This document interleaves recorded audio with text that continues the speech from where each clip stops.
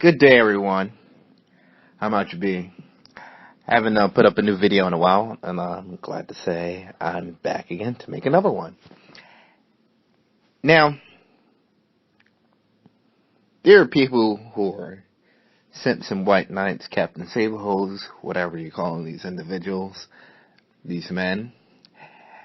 Now, there are some who are on levels that are just too great that you don't even want to talk about them with some of their ideals, but you kind of have to.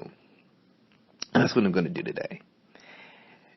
And the article that I'm going to be referencing, it was written by Zach Stafford for The Guardian under the gender column. This right here is one of the reasons I say that I'm way more critical of men than I am of women. This article is right here. And his article is called, "It's Time to Do Away with the Concept of Manhood Altogether." So, don't go on feeling like masculinity is not under attack, because it definitely is. And even under attack by men. Now, I'm not going to sit here and read this whole article for you, but let me just sum it up for you. What Zach Stafford is saying is that men are terrible people. He says men are typically violent, and violence is a marker of masculinity. Men are responsible for most robberies, most assaults, and they're more likely to be rewarded for these behaviors. They're more likely to show anger. They cause trouble on public transportation by manspreading. Oh my God. And men typically dominate every terrible statistic because, well, throughout history, men have dominated the world. But men's dominant position also contributed to what he called entitled ignorance. And he goes on to say that, well, men throughout the centuries are responsible for, men have been pretty much solely responsible for war, pillaging, and violence throughout the land of the world. Not really exactly true, but that's what he's saying. And this violence, this manhood, this masculinity is the reason why men are violent towards women. And he says that, manhood being in crisis, or masculinity being in crisis is not true. But masculinity and manhood itself is the crisis.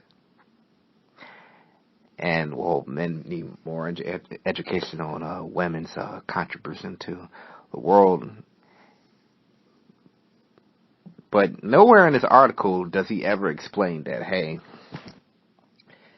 many of the things that, like inventions that we use in our daily lives, were invented by men.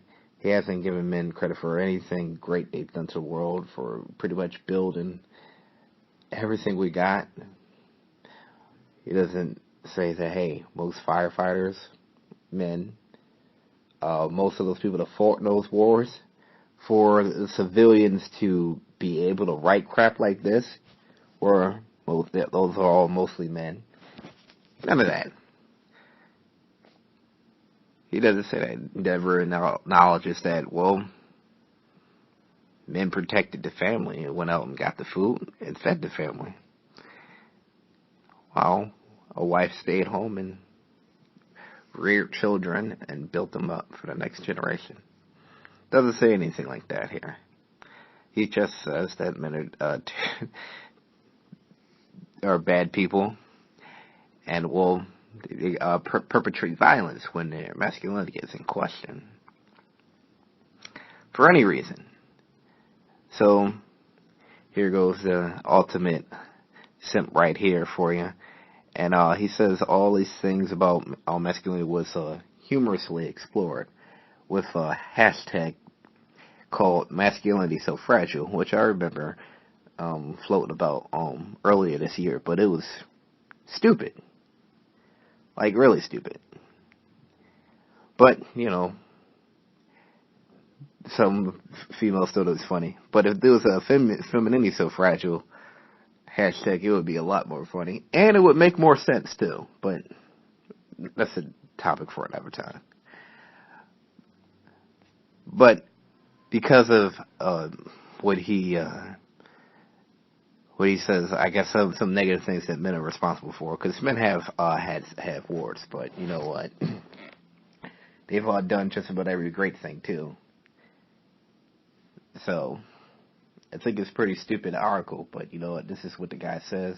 He's a super simp right here, ultimate simp right here. That, hey, you know what? Just needed forget manhood altogether. I just needed to talk about this because it was just so crazy. I had to say something. Now, guys like this, very critical of them because they enable feminists, anybody who wants to take a few shots at the male gender as a whole in society, at the workplace. And he even referenced manspreading. It's like, oh my God, a guy sitting with his legs far apart, which then the average man actually does take up more space than the average woman. He doesn't say that, but you know what? But he says a guy sat with his legs too far apart on public transportation. That's something he referenced in this argument, which is really stupid, but I can't tell him that. He'll probably never see this and never hear this, but, you know, that's what he's done. The Guardian, in my opinion, has been putting up a bunch of garbage for a long time, but I'm going to reference it one of these days. But here you go.